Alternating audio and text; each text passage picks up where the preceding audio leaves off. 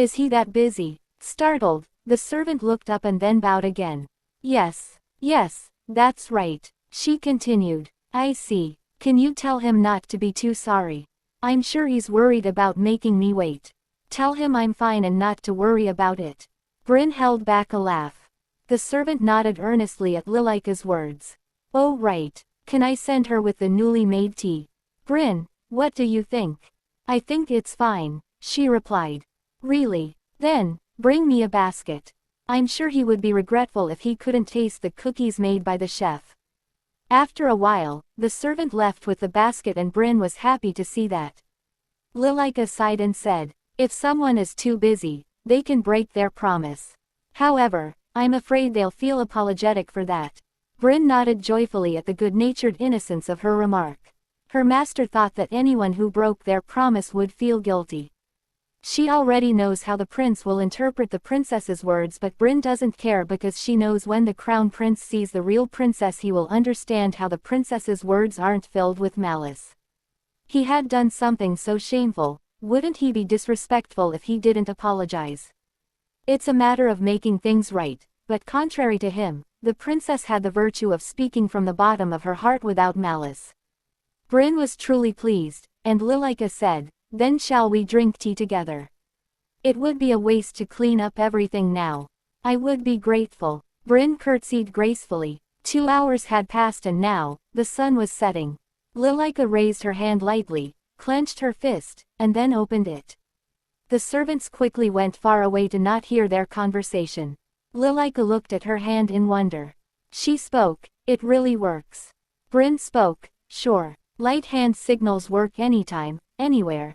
You said that if I clenched my fist, on the other hand, it meant that they could come closer. Yes. Bryn answered slowly, touching the rim of her teacup. It's better to be careful of hand signals when there are soldiers. They might mistake it for an attack signal. Really? Princess asked. Yes, it has happened several times in history. At Bryn's words, Lilika nodded. Even high-ranking people are struggling in their own way. Bryn asked anxiously, Princess, are you truly okay? Aren't you upset? It's all right. Lilika smiled. Then, she whispered softly. Yes, I feel sorry for you for helping me, but in a corner of my mind, I thought this might happen. Bryn blinked. It didn't seem like the innocent princess in front of her was accustomed to hiding her intentions and scheming. Why? So, of course, the question was asked. Lilika raised her eyebrows and spoke with her signature serious expression. When I go to His Majesty's office, he is always busy with work.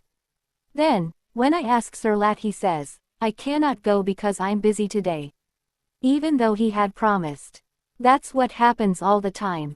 Surely, Lat had to grab his head later and push a sigh. There were times when the little girl had said, you should go out even if you're busy. They had answered, yes. His Majesty's promise-breaking padding was famous. The Crown Prince is just below His Majesty, right? Isn't he very busy then? So, I was prepared that he might not be able to come even if we made an appointment. You understand the situation of those who work, Bryn replied with a big smile, patting her back. After all, you are a princess. Oh well. Lilika's cheeks, not accustomed to compliments, turned red. But thanks to that, I was able to enjoy drinking tea with Bryn like this, right? If I had drank with His Highness, I'm sure I wouldn't have enjoyed it all. She would have been too nervous. And wouldn't have been able to even recognize what the tea tasted like, Lilika added, shaking her head. Bryn nodded. If the princess is okay with a maid. Lilika and Bryn had tea until twilight. The sky was dyed like their red tea. As the light of the lamp seemed to be getting brighter and brighter, the sound of footsteps was heard. A large figure suddenly popped up from the bushes. Tan. Lilika jumped out of her seat to welcome him. Bryn also got up quickly and followed suit before curtsying. I was looking forward to seeing you, Tan. Thank you. I heard your voice in the garden, so I was wondering what you were doing. Tan grinned. You were having tea with your personal maid. It's rare to have a tea party at this hour. Because the sunset is pretty. Why don't we drink tea together? There are enough snacks and tea. If you invite me, I will join you without hesitation. Brynn quickly cleared her seat and brought out a new teacup. All of them enjoy tea and biscuits during the beautiful sunset, and they all seem happy to have each other company. As they talked, the garden darkened. So, Tan asked to escort Lilika back. He then spoke. The whipped cream was wonderful. In the north, milk and butter were difficult to obtain, so this rich sweetness was a pleasure to taste only in the capital. It's not that the people of the wolf family are weak to sweets or something. She spoke. It's good. It's hard to get cream in our estate because of the cold. Isn't the cream better when it's cold? Tan smiled at Lilika's question and replied, when it's cold, milk doesn't come out well. I see. Having learned a new piece of knowledge, Lilika stored it in her head. As they talked, the garden darkened. So, Tan asked to escort Lilika back. He asks, are you really all right? Weren't you expecting another guest today? I hope you weren't too disappointed. Only then did Lilika realize that Tan did not come by accident. I wasn't offended. And about His Highness the Crown Prince, I think he's a kind person. What? When asked by the astonished Tan, Lilika grinned. He has been trying to come and see me. He had tried to finish his work somehow, that's why he kept saying, it'll be over in a little while. But then, obviously, time had passed. That's why he told her that he wouldn't be able to come anymore. She thought it was sweet that he said multiple times, a little more and it'll be over. Just to see her somehow. Tan seemed to be wondering what to say because of Lilika's unconventional logic. Lilika continued, not caring much about how it looked on the outside. You came here because you didn't want my feelings to get hurt, right? Thank you, Tan. I'm sure I would have been hurt if I were alone. Sad even. However, it wasn't the case since I had Brynn and Tan. Tan stopped and looked at Lilika. Her face was smiling with a serious expression like an adult's, but her eyes contained a resolve that prevented her smile from reaching her eyes. A belief that no one did really hurt her and never will. It was confidence and faith that couldn't be dismissed just because she was a child. If someone is not wicked enough to knock over a kitten that's leaning on them, or kick a puppy that happily approaches, they might as well break as a human being. It was the kind of look he didn't like to see. So, Tan was impressed. Lilika did not lead a smooth life. Through the report, Alteo's, Lat, and himself knew what kind of life she had. And yet, even when she was hurt and desperate for affection, she didn't become a slave to these feelings, nor did she sharpen her sword. It was a difficult thing to do, even for adults. You don't have to thank me. As I said before, I ate something delicious thanks to you. Besides, I miss the rest of my work. Tan laughed out loud. I won against Lat at the rock-paper-scissors game. Really? Against Lat? She muttered. He continued. Yes, we were wondering which of the two of us should go, and we decided with rock-paper-scissors. Lilika said, it was okay for both of you to come. Tan nodded in regret, and said, but then, who will do the work? She continued, if I had known, I would have sent a basket to Lat as well. A basket? He wonder what she is saying. She continued, yes, I actually sent one to the Crown Prince. Since he was busy, I asked him to eat what was inside while working. At that, Tan's shoulders shook again and he burst into laughter. Giving food is usually a top-down job. Someone does not order their superior to eat, it would rather be the hierarchically superior person who would give the order. I guess that by doing this, Lilika sorta subtly insulted the Crown Prince. He turned around and saw Brynn's face. She smirked. She knew what is the meaning of the basket, but she didn't stop Princess. Brynn wants revenge because the prince insulted the princess. Tan grabbed his forehead. Of course, his younger cousin's freshly made sweets were delicious, so, it didn't matter how many she sent. At least that's what Tan hoped the Crown Prince would think. Tan chuckled, wondering if it would be taken that way. The princess spoke. Actually, there's one thing I'm anxious about. What is it? He asks. She continued. I'm worried that my mother will be upset. She had helped prepare the Crown Prince's invitation and the tea party. Lilika thought she would be very upset to hear that her daughter waited for 2 hours and that the Crown Prince unilaterally broke his promise. She'll be very upset when she hears the news that her daughter has been abandoned. I'm okay, But, Tan nodded at Lilika's words. If the princess says it's okay, I'm sure it'll be fine. Is that so? She muttered. Next day, as Lilika had expected, her mother was very upset, but she calmed down when Lilika assured her several times that she was okay. Then, Lydia whispered, "Don't worry, Lily, I'm sure Adel will regret what he has done today." What? Surprised, Lilika looked at her mother. What did she mean by regret? Lilika didn't want that at all, but talking like this should be fine if it made her feel better. She never thought that her mother had the power to make a prince regret anything. Lilika nodded her head to cheer up her mother. I understand. Lydia smiled and hugged her daughter tightly at her words, then let her go. Lily, I ordered a new present to make you feel better. Seeing the long gift box, Lilika widened her eyes. She had no idea what was inside. When she opened the gift box, there was a parasol inside. It was a small parasol made of lace and jewels. It's so pretty. Lilika was amazed. Bryn, next to the little girl, exclaimed. Is this the Elzerk lace? Indeed. A real Elzerk lace. Empress replied. Lace making is the looping and braiding of thread such as cotton, linen, or silk to create fabrics with patterns of holes. The development of lace making is based on the mastery of other textile handicrafts, primarily weaving and embroidery. Lilika tilted her head at Lydia's words with a smile. Elzerk lace. Bryn quickly explained. It's lace from the Elzerk region. It is very delicate, so it takes a long time to weave, and the price is very high, but it is famous for its beauty. I see. The handle was in gold and the parasol in ivory. It was almost as if a fortress could be bought with just this parasol. It was most important for her to do something for her daughter. Lilika asked, her eyes shining. Can I go for a walk now? Sure, Empress replied. Lilika picked up the parasol with a broad smile. The parasol was much heavier than expected.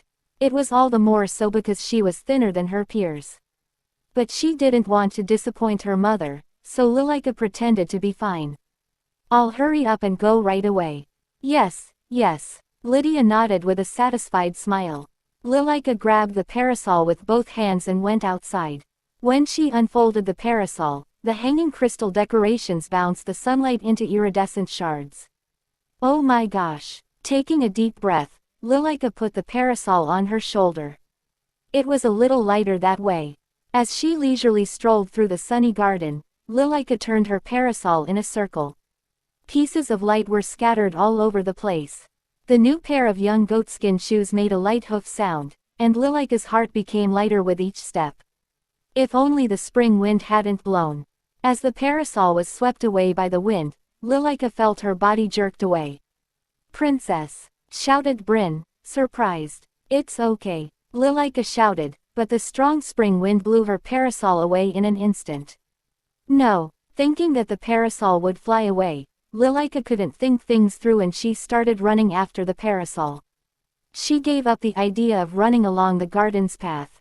Skipping through the grass and small streams, Lilika ran. Princess! Do not run! Bryn shouted from behind, but Lilika's eyes were fixed on the parasol. Fortunately, the wind stopped and the parasol seemed to fall to the ground, so Lilika speeded up one last time. Whoa! Right in front of the parasol, she tumbled over. Haha, did you run after the parasol and fall? At the sound of laughter, she finally realized that she had stumbled upon someone. She scrambled to her feet, pressing the hem of her skirt. I'm really sorry. The reason her words slowed down by one beat was that the person in front of her looked too fancy. In Lilika's heart, the most beautiful person was always her mother, and this person quickly became second. She had never seen anyone like this other than her mother. His silver hair shone as if it had been wrought by the moonlight, and his features were coolly glamorous. It was a beauty like a silver blade refined to the extreme. Now, was he 12? 13? The boy grinned. Are you okay? What? Yes, I'm fine. I'm sorry. Only then did Lilika come to her senses and quickly apologized. The boy laughed again. He picked up the parasol that had fallen and spun it around. Sunlight shone on his silver hair, coloring it with the crystals, sparkle, and Lilika stared blankly. Isn't it too heavy for her to lift? A lighter one would be better. His gaze was on the parasol, and then back on Lilika. Right. She is a really popular princess these days. I'm sure she must be the only one carrying a parasol like this. He talked strangely as if he were saying things about someone else, whereas she was just in front of him. I thought she was an extravagant villain. I didn't expect that. Lilika frowned at the remark. If he was talking about her mother, she would have been angry, but he was just talking to himself about her. What the? However, to preserve the dignity of a princess, she puffed her chest and admonished him sternly. You shouldn't judge people based on rumors without seeing them in person. Yeah, but gossip are really fun. With a smile, the boy got up from the ground. He reached out his hand and Lilika took it before standing up. It was then that the boy's attire caught her eye. He was dressed as gorgeously as he looked. He wore a vest and a blouse with richly embellished sleeves. Lilika was impressed by the fact that he was dressed in informal attire inside the imperial palace, and despite that, his appearance wasn't diminished in the slightest. Lord Barrett, be polite. Bryn's voice came from behind. The boy grinned and gracefully put the parasol on his shoulder, making a curtsy. Lilika opened her mouth involuntarily. It was the most elegant and stylish curtsy she had ever seen. Even Mrs. Glendoran couldn't be curtsy like this. He curtsied while wearing pants, which was rather unique, and it immediately caught her attention. Can I also do it this way? Lilika said with sheer admiration. Bryn frowned at his smirk. It's really nice. No, it's really elegant. At Lilika's words, the boy tilted his head and burst into laughter. He stopped laughing and spoke softly. Are you serious? What he did was enough to be seen as a mockery, but she was admiring what he did anyway. But I am serious. At Lilika's words, the boy giggled again. The child is called Fjord Barrett. It is Barrett's finest masterpiece.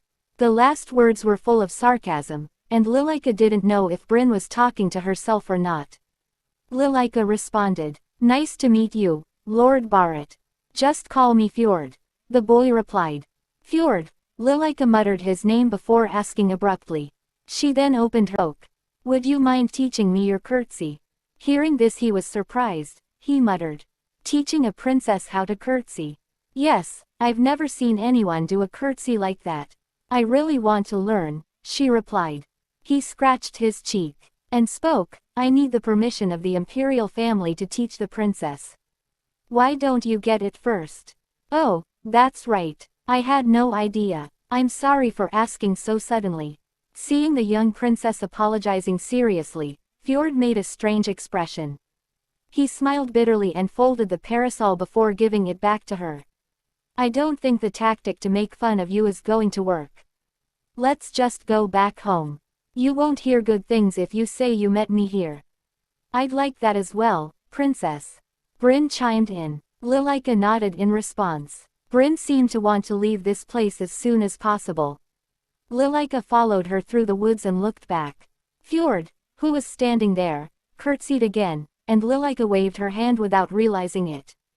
As they left the forest, Bryn let out a sigh. Curious, Lilika quickly headed back to her mother. As the audience had just finished, Lydia welcomed her daughter comfortably. She asked, How was your wall, my dear? Did you enjoy it? Empress noticed that Lilika seemed dazed. She thought about what's gotten into her. Then the princess opens her mother and asks, Mother, do you know a Fjord Barrett? Of course, I know.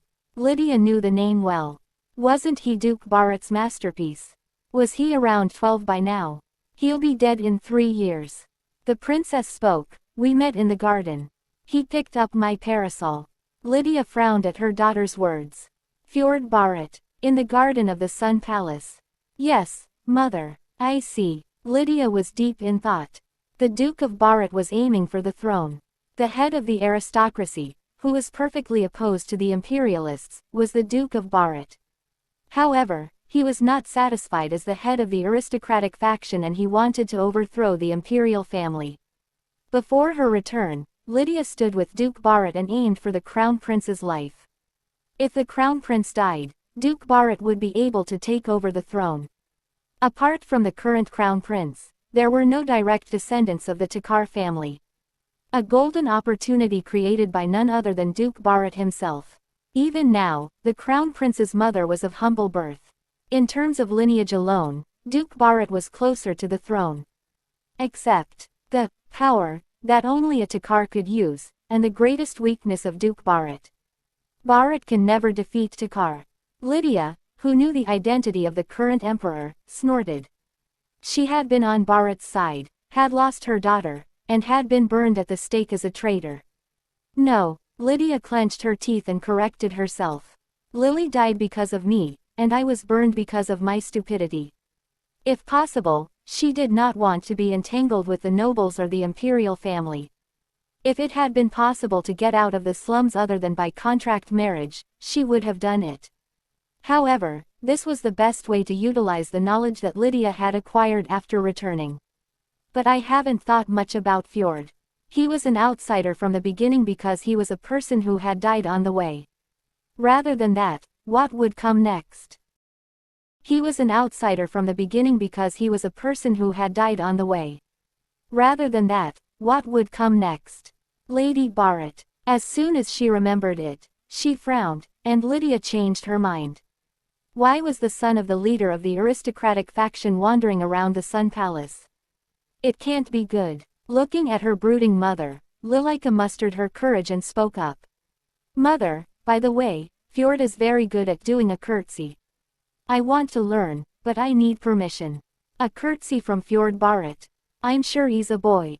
That's right, he is a boy, but he's really good at doing a curtsy. Was it okay to say yes to what happened with the Crown Prince? He's going to die in 3 years anyway, so it'll be okay, right?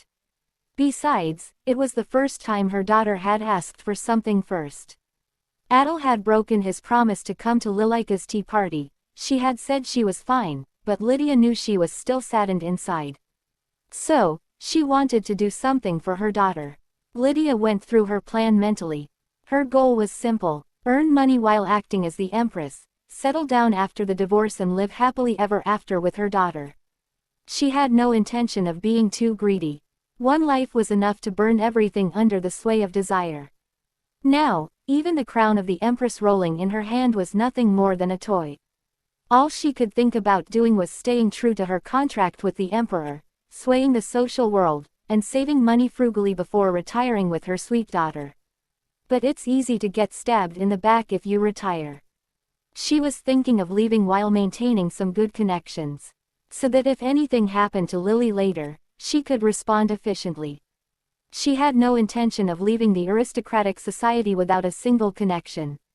Okay, I'll ask the Barrett family. But I don't know if it'll work out. It was not bad to throw a stone at the Barrett family. Let's see what kind of ripple is drawn and how the fish move. Lydia, who had worked as a minion under Barrett, had a rough idea of his plans. However, it was always necessary to check. Really? Thank you. Lilika smiled brightly and hugged Lydia. Lydia laughed lightly. Now, when she held her daughter who had gained weight, it felt soft and nice. The sound of her laughter was pleasant and cheerful. As expected, my daughter is the cutest in the world.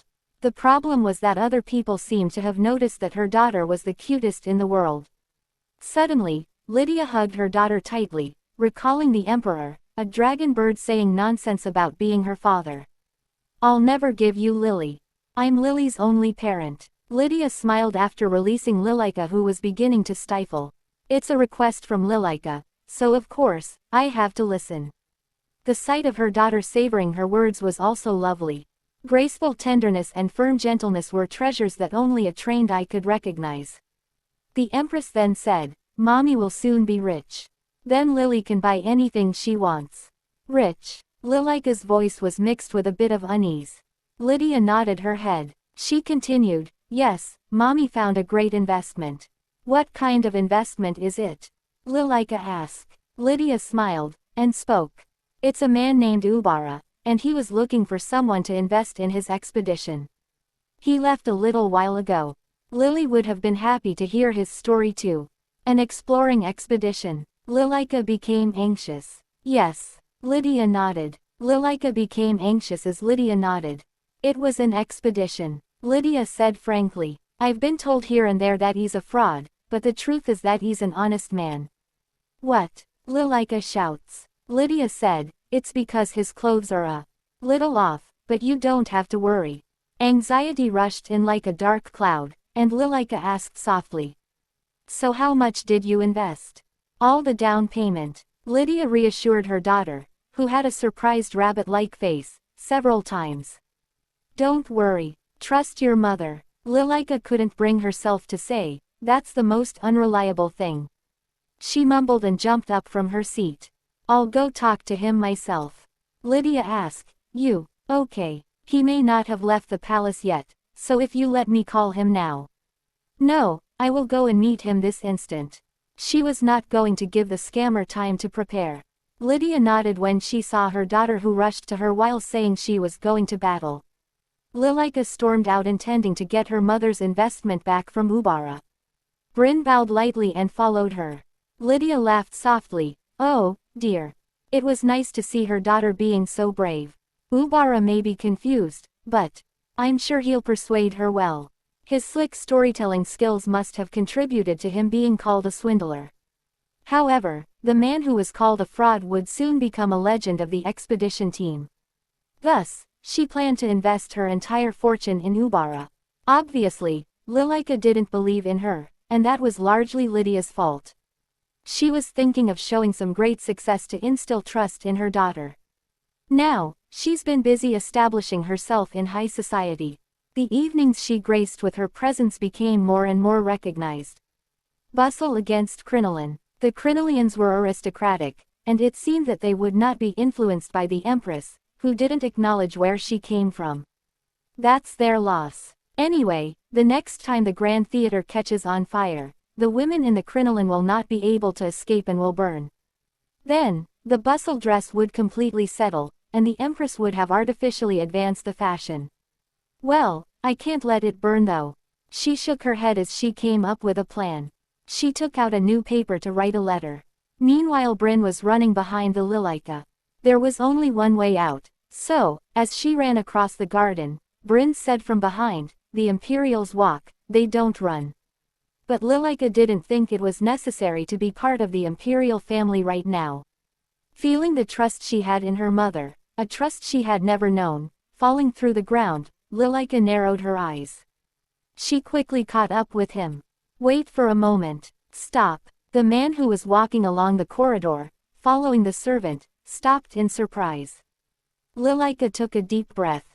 The servant next to him bowed his head and said hello. Greetings to the princess. Startled, the man took off his colorful feathered hat and bowed his head. Greetings to the princess. Are you Ubara? Lilika crossed her arms and raised her voice as sharply as possible. That's right. Let's talk for a moment. With pleasure. Ubara answered politely. Lilika was amazed by his gorgeous outfit. They were clothes she had never seen while living in the palace. The man had a smooth face, and he was holding in his hand a triangular hat with colorful feathers. The clothes he was wearing were also very colorful. His hair was braided in a few strands and decorated with beads. What should she say? An actor. She had never seen a play, but it was like seeing a theater actor coming out from a painting. He really looks like a scammer. Meanwhile in the garden, Fjord Barrett was lying down, and he then muttered. That the rumored daughter of the villainess. Seems lot like a robin. Robin his bird. Bryn gestured to the watchful servant to back away. The servant bowed quickly and trotted out of the corridor. Lilika said straightforwardly, I just heard that my mother promised you an investment. Yes, that's correct. Ubara didn't know how to look at the princess, the hot topic of the empire, so he had no choice but to only glance at her, even though he knew that eye contact was not allowed. However, the story that came out of the princess's mouth was like a thunderbolt in the dry sky.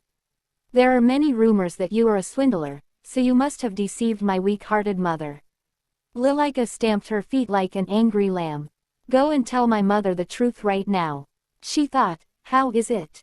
Can you feel the power of the princess? With his eyes wide open, he was thinking something else. According to his point of view, his pet from his childhood. He used to stomp its feet like that whenever it got mad too. He muttered, "This is no time to be thinking about that." He hurriedly spoke. "Wait a minute, princess. What do you mean by a scammer? I feel wronged. If the princess listens to my story, she will know that it is true." Ubara appealed seriously. He finally got a patron. He couldn't lose it like this. At his desperate words, Lilika pondered for a moment. It was too much for Lilika to leave right away without even listening to his story. She spoke in a rather solemn voice. "All right, then, let's hear the story first." "Thank you, princess." Ubara swallowed his saliva and lowered his head again. Bryn recommended, "Princess, you shouldn't be doing this here. Let's go inside and listen to his story." "No, I'll listen while walking outside. Is it okay if we go for walk?" Of course. Lilika didn't want to invite him into her room. She thought it would be even more heartbreaking to kick him out. If they talked while walking in the garden, and she had the thought, it was a scammer after all, she could just run away from him and tell everything to her mother. Wasn't it a better option? Ubara coughed and began to talk. "I have already been in and out of the flood 3 times. The first time, I lost all my companions. The Empress was standing on the balcony and watching them chat. The empire was very large, but the land he will discover was much wider. On one side he will find an endless desert inhabited by criminals and fugitives, and on the other, he will find that place. An unknown land where human-eating monsters roamed, where no compass, no constellations, and even the rising sun were useful. It was a sea of trees. Endlessly flooded. But this natural floodgate was a treasure trove of new things. Rare spices and plants were brought from the sea, and they were sold at very high prices. So, many people set up an expedition to venture into those waters, and many did not return. Therefore, it was expensive to set up an expedition, and the patronage of the nobility was essential. Ubara also wandered around seeking the patronage of the nobles, but everyone thought he was a fraud. After being rejected by the nobles, he received the first joint investment from the commoners and returned with tremendous achievements. After that, joint expeditions had become popular, but Lydia was not part of it. Thus, she planned to invest her entire fortune in Ubara. The story of his adventure, which began like that, captured Lilika's heart at once. Ubara's eloquence was so good that by the time he finished his story, Lilika was tearing up. "I see. I didn't even know that, and I thought Ubara was a scammer." Ubara smiled. He knelt on the dirty ground of the garden. "Thank you for crying for me like this. Please, princess, do not do what you mentioned earlier. I will definitely be back." Lilika snorted. "Okay, I get it." She sighed and took a silver coin from her pocket. It was an old, stained, silver coin that contained all her dreams. She held it out to Ubara and said, "I will also invest in Ubara. It's not much, though." Lilika explained what had happened in the slums and smiled. Ubara felt the weight of the silver coin falling into his palm with a heavy heart. "You really believe in me?" Words came out of his mouth without realizing it. Ubara looked at the silver coin. "You're telling the truth, aren't you?" At Lilika's words, he suddenly raised his head and looked at the young princess. They look alike. It may be natural that she resembled her mother, but she really did. Ubara went to the noble families here and there to find an investor. Later on, he was bullied because they believed he was a scammer. They said they would listen to his story, so he made it even more compelling. But they all burst into laughter. "I called because I wanted to hear the story. Hey, why don't you just go out as a theater actor?" They laughed at him. He was rumored to be a good storyteller, so they paid him for the story and sent him out. It was disappointing, but above all, miserable. When the new Empress called him, there was no expectation. He had come because he dared not refuse the call of someone so powerful. The story he had spat out was insincere even to his ears, but the Empress had said, "I believe you." He had been dumbfounded and had asked, "You trust me?" The Empress just smiled and wrote the check on the spot. Ubara quietly looked into the beautiful eyes of the princess. "I will definitely make it happen. No matter what. At all costs." Lilika responded cautiously at Ubara's words. "Still, take care of yourself." Ubara felt the weight of the silver coin falling into his palm with a heavy heart. You really believe in me? The next day at the Emperor's office. I heard you got dumped by Atel. When she went into the office, Alteos had said it with a grin. Lilika pouted. I didn't get dumped. It's because His Highness is too busy. At Lilika's words, Alteos looked at her for a moment and then muttered. Actually, he may need a person like you rather than me. What? She replied. The story of Atel playing tricks. He is such a fool. Alteos said so and looked down at the paperwork. Lilika crept closer and asked, placing the tips of her hands on the desk. Are you worried? She asked. Alteos also turned his gaze back to his adopted daughter. Lilika tilted her head and asked. I think you are worried about something. Alteos raised his chin and looked at Lilika. He reached out to her and pressed her forehead firmly.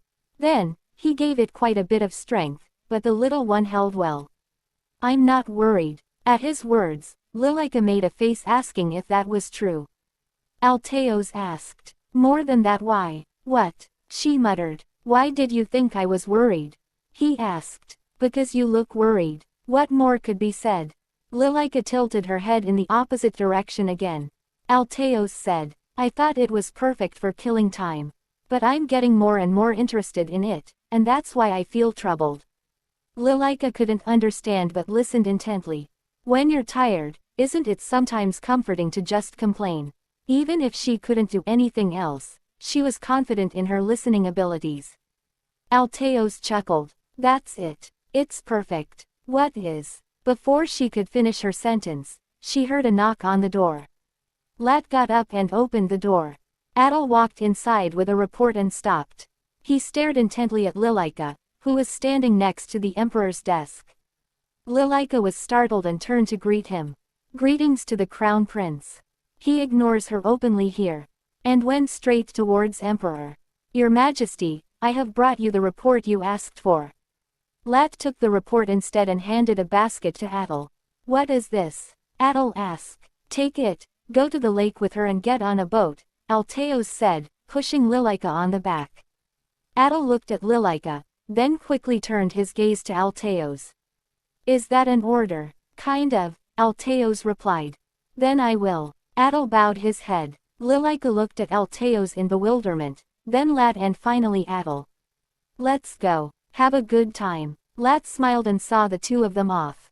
Lilika sighed and followed Atel. She asked as she walked down the hallway. Do you want me to hold the basket? Forget it, Atel replied briefly. They didn't say anything until the lake shore. Atel made it clear that he had no intention of making conversation. Lilika followed him and looked at the river. Wow. Atel glanced at her. Lilika said with a smile. The water is really blue.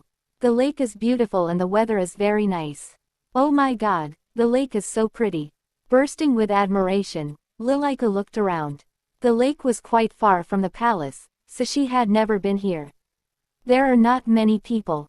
The lake is quite wide. Where does it lead? Wow, that's an island in the middle, right? There's a small building on the island, too. It's amazing. He placed the basket on the boat that was moored by the lake and held his hand out to Lilika.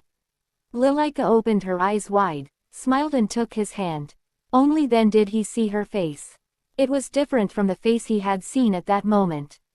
Atel untied the rope and pushed the boat towards the lake with his foot.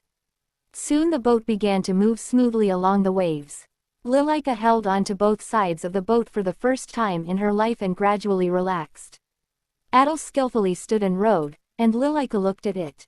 Curiously, this is my first time riding on a boat. So, this is how it feels.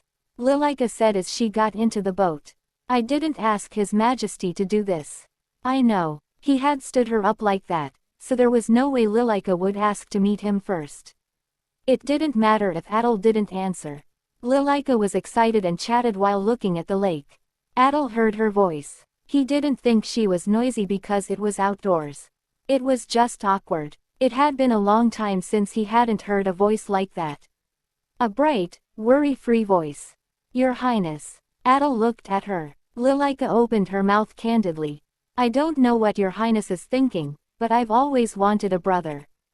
When children my age and I had fights, their sister and brother always came to their help. I'm alone, so I've always been envious of that. She smiled slightly. So, I was happy to have an older brother, even if it was, in reality, a cousin. I don't know what your highness's thoughts are about that. Oh, there was one more thing. Lilika thought to herself and continued. I want to be close to you. Lilika asked, with all her strength in her pleading eyes. Can we? Adol blinked. It was the first time he had heard the words, I want to be close to you, like this. His blue eyes looked at Lilika's turquoise ones. Like the Emerald Sea, eyes that seemed to take you to a far-off foreign country, far from here. He had no blood relatives. No, Alteo's was there, but he wasn't a friendly man. So, Adol was alone. Always, completely alone. Adol tried not to think about it. He tried his best, but even the words of a little girl shook his heart, just like this. He bit his lip and changed the subject. My father had many brothers and sisters. Lilika waited quietly for his words. There were 6, but when my father ascended to the throne, he was the only one left. Lilika widened her eyes. Did everyone die? Yes. He must have been very sad. Lilika murmured. Adol laughed involuntarily. It was the first time he heard such a thing. Everyone paid more attention to stories such as assassination, or fight for the throne, but no one talks about their feelings. Right, he must have been. Adol had no choice but to answer that way. Even if he had siblings, he couldn't bring up the story that he was fighting for the throne, or that he was only a threat meant to be assassinated. Lilika pounded on her chest. And said, I will not die. What? Adol muttered. She continued, I will never die, so don't worry. I will not make you sad. Adol chuckled. And are you always on my side? Will you come to me if you need me? She smiled and said, sure. That's what siblings do. If someone bothers you, I will go and punish them. It was funny to see a little one swearing. He muttered, I don't believe that. But there's no one who doesn't need this. Lilika calmly responded to the sharp spit. Adol stopped talking. Lilika had her cheeks dyed red. I know. Words like, always, or, forever, may sound empty, I know that, but still. Lilika jumped up from her seat. Still, there was a height difference, so the eyes did not match, but their faces were closer than when they were sitting. I needed it. And then she added softly. And I believe it exists. Adol tightened his grip on the oar. He wanted to believe in it too, but he couldn't. Adol looked away instead of answering, and Lilika was not disappointed. He reminded her of a stubborn stray cat. Meanwhile, the boat arrived at a small island. The ropes were tossed on a stake in the dock to moor it, and the two berthed on the island. With familiarity, Adol started walking with a basket, and Lilika followed. On a small island, a gazebo with tables and chairs were set up. There, as he opened the basket and laid out the food, someone approached them. Adol looked at the person and relaxed. Rowan, you cannot go without an escort. Rowan spoke. Well, His Majesty is always spontaneous. Adol sighed and introduced him to Lilika. Rowan, my escort knight. My name is Rowan Grey. Princess. Nice to meet you. Lilika greeted him lightly. She had a strange feeling. I have a bad feeling out this. He was called Adol's escort, but it didn't feel right. She heard an alarm sound in the corner of her mind. It was strangely clear and distinct. This was obviously a person who would cause harm. The attention of a slum child, accustomed to violence, was turned on him at once. The sense that had always saved her was now screaming. How did you know where we would be? At Lilika's question, Rowan shrugged. I asked the servant. Adol turned his back on him and opened the basket. Lilika glanced at Rowan. They put everything in. Unknowingly at those words, Lilika tiptoed and looked into the basket. In an instant, goosebumps ran down her spine. She saw Rowan holding the handle of his sword when she glanced sideways. Lilika's hand turned to Adol without realizing it. At that moment, Rowan swung his sword like lightning. At the same time, Lilika pulled Adol with all her might. By a hair's breadth, Rowan's sword grazed Adol. A few hairs flew into the air. If Lilika hadn't reached out first, it would have been too late. Oh my. Rowan's voice was so nonchalant that Lilika wondered if he had been trying to exterminate insects with his sword. Lilika jumped onto the bench and opened her arms to block Rowan and Adel. How come? Adel's trembling voice came from behind her. Everyone told me that our ancestors were the soaring dragons, forged out of fire and air. Everyone told me to be strong. So when my father died, everyone was gossiping. Look over there. The crown prince isn't crying at his own father's funeral. Indeed, he is heartless dragon. How can I become strong? How can I get to know how to use my power? I am just a 12-year-old child.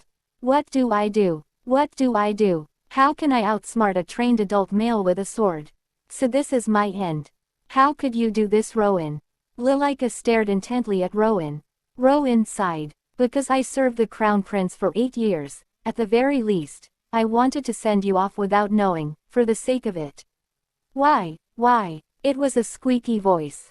Lilika exclaimed. Hey, you villain. Rowan paused. Lilika continued. Traitor, bad guy, the worst guy is the one who thinks he has a plausible reason. Shamelessly trying to kill a child. Rowan said with a tired expression to Lilika, who was yelling at him. It's like the emperor makes such a vulgar girl, of unknown origin, a princess. The problem is that such a person is the emperor of the empire. Now the empire is anew. Then something flew from behind Lilika's back. The moment Rowan swung his sword and blocked it, the sound of the bottle shattered and pepper powder spread all over the place. At the same time, Adel grabbed Lilika's hand and ran. But the escape did not last long. Lilika was out of breath. Her eyes went dark. While they were running, Adel's childhood memories flashed back. I was 7 years old when I drank poison for the first time. When I came to, there were only servants by my side. And when the time came for them to go home, I was left all alone. My uncle said he was glad that I survived, but he didn't come see me. All I had were my servants and visitors rushing around me occasionally. I know my servants would be sad if I were to die. But they could return to their families and find comfort from their grief. Eventually, they would find another master to serve. If I die, my uncle would sire a son and make him the crown prince instead. Because I am replaceable, everyone has a special person in their life. But I'm not special to anyone. The people who used to love me all are dead. I have no attachments, and that makes no one loves me, and I love no one. Me stronger than anyone. That's how I can be strong. I am the descendant of dragons forged out of fire and air. Even if I can't use my powers yet, that will never change. So it doesn't matter. I know I will become stronger even without the powers of a dragon. I'll be stronger, once I'm wearing the emperor's crown and sitting on the highest seat in the empire. Words like, forever, together, near, and always. These words mean nothing to me. I don't need anyone, him or her. Then suddenly he grabbed Lilika's hair and dragged her. He cursed her. Then suddenly Adel remembered all the words said by Lilika. Her innocent voice echoed in his ears. He gathered all his strength. Adel thought about what he was doing. He was such a fool. Adel was about to attach him, then suddenly a voice came. A strange crackling sound was heard. It was physically dark in front of her eyes. The hand holding her hair loosened, and she felt the warmth of the palm that covered her eyes. What happened? Flop. There was the sound of a person falling. Both of you look fine. The hand that covered her eyes was removed. As she tried to look back, a strong hand prevented her from turning her gaze. No, don't look behind you. So, she looked up and saw His Majesty standing there. Alteo smiled brightly. Then, she noticed her legs shaking. Lilika was desperately holding back tears from welling up in her eyes.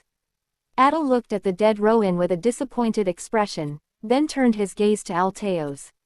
He then said, "Me, did you use me as bait?" The end of his voice trembled slightly. Alteo's tilted his head at that, then smiled, "Who knows?" Adel bit his lip. At the same time, Lilika shouted, "I do not like it." What? Alteo's was puzzled. Lilika tried to turn around, but she couldn't because Alteo's was still holding her head with both hands. She continued, Hey, it's too much to say that. That way, like this. Please tell us exactly, did you use us as bait? If that's the case, I'll be very sad and angry, but then I can ask you why, or if I have misunderstood. But I truly hate that kind of answer. Lilika, who had poured out everything in one breath, gasped and kept her mouth shut. Adel looked at Lilika blankly. Adel raised his head, and thought Lilika was incredible. She scolds the Emperor. Alteo's was silent for a moment, then said, "No, that's not it. I didn't use you as bait. It was just a spontaneous decision. Your mother made a fuss all of a sudden." Then, Alteo's muttered softly, "How the hell did she know?" and continued. "I was on my way to look for her, but when I found out that Adel was in danger, I flew here. I came first, and your mother will be here soon. Look, no, you can't see it. Anyway, I can see her on a boat." In an instant, Lilika slipped and fell to the floor. Tears welled up in her eyes. Surprised Adel approached. "Ah, hook, wah." In the end, seeing Lilika burst out crying, Alteos asked, "Are you hurt?" Adel was startled by this and knelt before her on one knee. Maybe something went wrong when Rowan caught her. All of a sudden, Lilika hugged him. Adel held his breath. "SS scary. I was very scared. Wah, wah, I'm glad that." Lilika hugged him with a cry of wah, boo, hoo. Adel stiffened in embarrassment. It was the first time someone hugged him. The child's arms and body were surprisingly thin, and her body temperature was hot. He didn't like the sound of her cries. While wondering what to do, slowly patting her back, Lilika dug into his arms like a puppy. Then a voice came. "Lily. Oh, my goodness, Lily." Then they saw the Empress running, screaming, pale and tired. Alteos said, "Both are fine." He had said it, but it didn't seem to be heard. Embarrassed, Adel tried to push Lilika away, but Lilika stayed attached to him. What should he say? How could he explain this situation to the Empress? While Adel thought about it, Lydia rushed over and hugged them both at the same time. "I'm glad you're safe. That's a relief, really." Adel held his breath. A voice filled with relief, saying that he was safe now, and a hand stroking his hair roughly. Adel, who had never been hugged by his mother, was desperately holding back tears. Alteos said in a stern voice, "I'm the one who saved them, but why aren't you hugging me? Are you saying that now?" Lydia jumped up from the ground and yelled. Her angry gaze turned towards the body. "Oh my God, let's cover it right here. It's not good for the children." Somehow, without realizing it, a voice came out like a whisper. "You said you wouldn't die."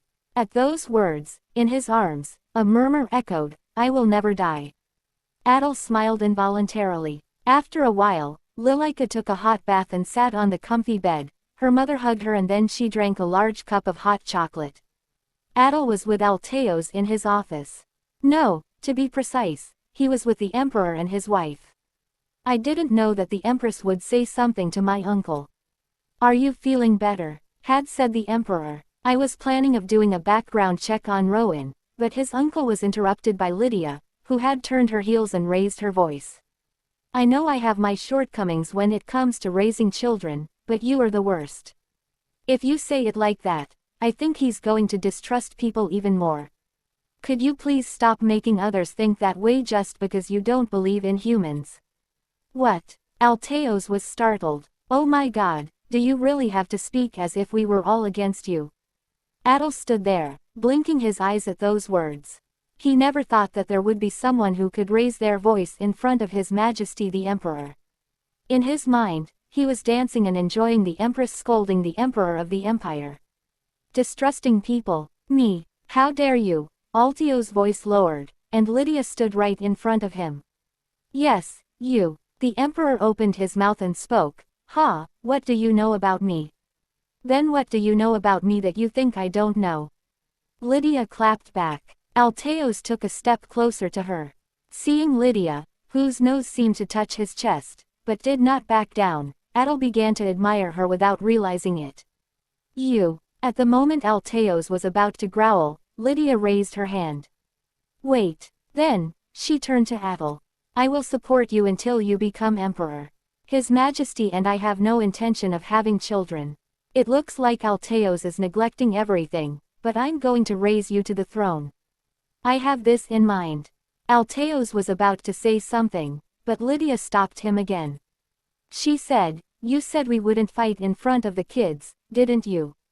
Alteo's clicked his tongue at her words and exhaled a short breath. Then he crossed his arms and closed his mouth. Lydia continued, "And so did I. I support his plan to put you on the throne. It doesn't matter whether you believe it or not. I'm just stating the truth."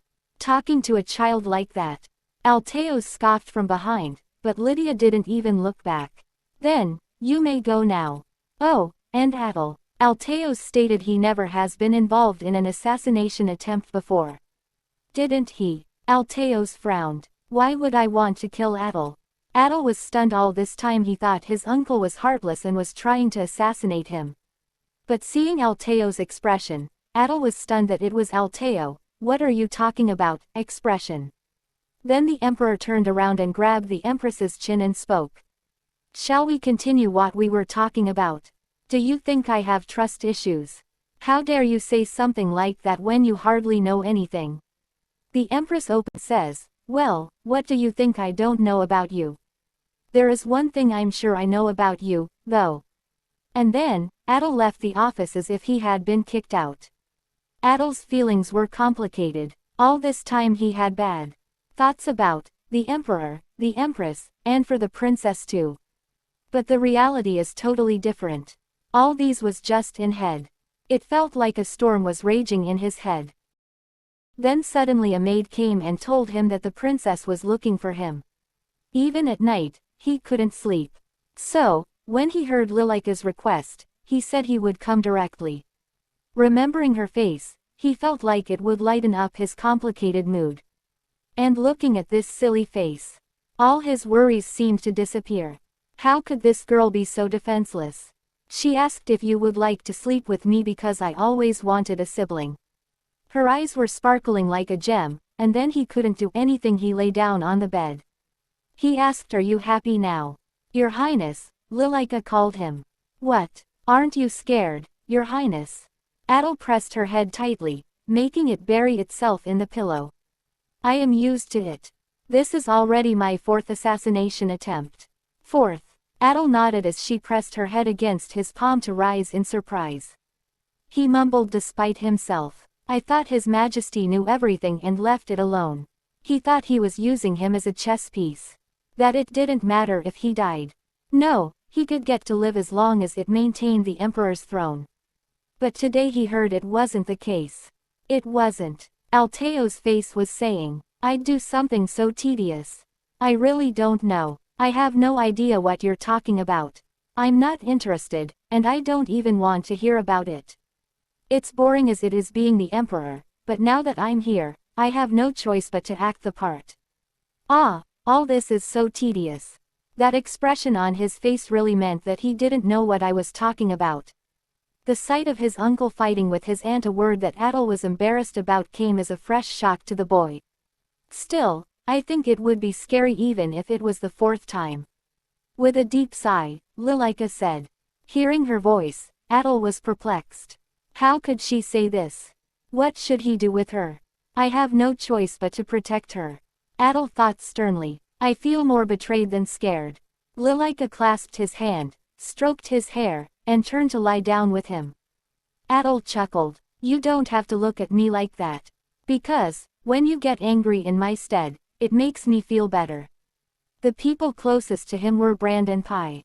But they had a family. A family. Why would Rowan try to kill him now? He could have killed him as many times as he wanted, but he waited. He must have been waiting for the right time and instructions from his superiors. And that turned out to be now. What has changed is the existence of the Empress, and he glanced at Lilika. Is it because of her? It is unknown where Rowan's order came from, but he must have guarded him for this sole purpose. It was suffocating to think that all the relationships he had had in the past were lies. It was as painful as water in the lungs. All people. Lilika let out a small sound as if he had unwittingly tightened her hand. Adel was startled and withdrew his hand. Fortunately, she didn't wake up. A small hand tried to clench the air. If the world were to be destroyed tomorrow, they would abandon him and run to their family. Or, if he dies, they would mourn him a bit and fill his place with another lord. Adel was always replaceable. However, if the family disappears, that place is empty forever. Something irreplaceable. There was no such thing for him. So far, it has definitely been that way. Yet, a weak, reckless, and defenseless being arose. It was troubling, embarrassing. Family. A younger sister without a single drop of blood.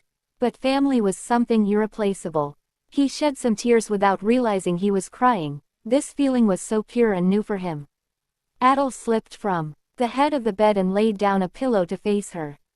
It was the first time he fell asleep next to someone.